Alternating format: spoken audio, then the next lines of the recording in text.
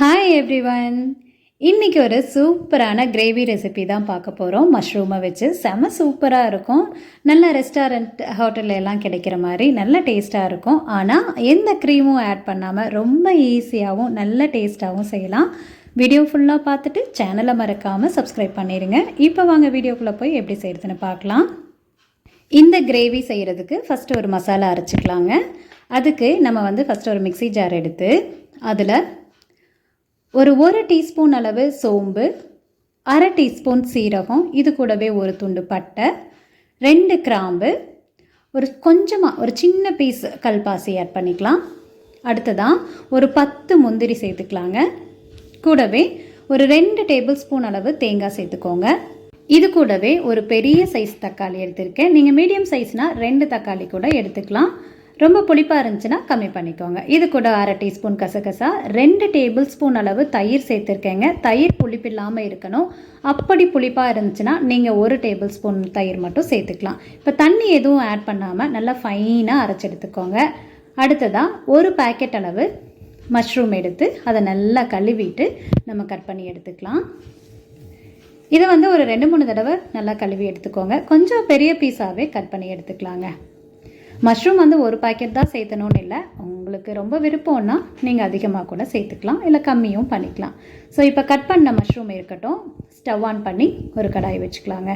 இதில் ஒரு 2 table spoon அளவு கடலெண்ணெய் சேர்த்து நான் செய்கிறேன். கடலெண்ணெய் நல்ல டேஸ்ட்டை கொடுக்கும், உடம்புக்கு ரொம்ப நல்லது. எண்ணெய் நல்லா சூடானதுக்கப்புறமா ஒரு பிரிஞ்சி இலை சேர்த்துக்கோங்க. இது கூடவே 2 பெரிய வெங்காயத்தை ஃபைனாக சாப் பண்ணி அதையும் சேர்த்து நல்லா வதக்கி எடுத்துக்கலாம்.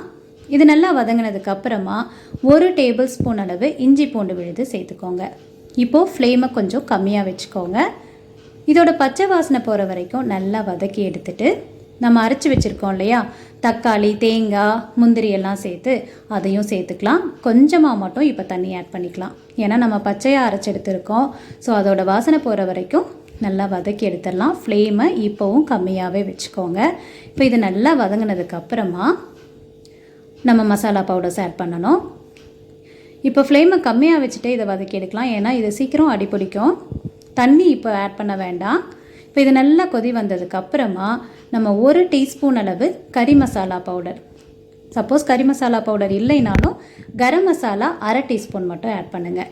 நான் இப்போ கறி மசாலானால் 1 டீஸ்பூன், காரத்துக்கு தகுந்த மாதிரி சில்லி பவுடர் 1 டீஸ்பூன், மல்லித்தூள் 2 டீஸ்பூன் சேர்த்துருக்கேன், மஞ்சள் தூள் 1/4 டீஸ்பூன். நீங்கள் உங்கள் காரத்துக்கு தகுந்த மாதிரி மிளகாய் தூளை மட்டும் நீங்கள் அட்ஜஸ்ட் பண்ணிக்கலாம். இப்போ இது எல்லாத்தையும் சேர்த்து நல்லா வதக்கி எடுத்துக்கலாம்.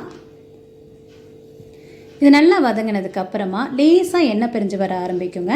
அந்த டைமில் நம்ம தேவையான அளவு, உங்களுக்கு எந்த அளவு கிரேவி வேணுமோ அந்தளவு தண்ணி சேர்த்துக்கலாம். நான் இப்போ 1 கப் அளவு தண்ணி சேர்த்துருக்கேங்க. இந்த மஷ்ரூம் கிரேவி சூப்பராக இருக்கும். கண்டிப்பாக ட்ரை பண்ணி பாருங்கள். இப்போ தேவையான அளவு உப்பையும் சேர்த்து நல்லா மிக்ஸ் பண்ணி விட்டு நம்ம ஒரு லிட் போட்டு மூடி வச்சிடலாம். ஃப்ளேமை இப்போ கொஞ்சம் ரைஸ் பண்ணி மீடியமாக வச்சுக்கோங்க. இப்போ இது நல்லா கொதித்து வந்துருச்சு. இந்த டைமில் நம்ம கட் பண்ணி வச்சுருக்கோம் இல்லையா மஷ்ரூம், அதையும் சேர்த்து லேசாக ஒரு மிக்ஸ் பண்ணி விட்டுடலாம். மசாலா கொதித்து வர வர ரொம்ப நல்ல வாசனையாக இருக்குங்க. ஸோ இப்போது ஒரு லிட் போட்டு மூடி வச்சிடலாம். இது நல்லா கொதித்து வரட்டும். சீக்கிரம் கெட்டியாகிடும். நம்ம முந்திரியெல்லாம் சேர்த்துருக்கிறனால சீக்கிரம் கெட்டியாகிடும். இப்போ பாருங்கள், நான் கடைசியாக இறக்குறதுக்கு முன்னாடி கசூரி மேத்தி இல்லைனாலும் ஒன்றும் ப்ராப்ளம் இல்லை, மல்லித்தலை சேர்த்துக்கோங்க.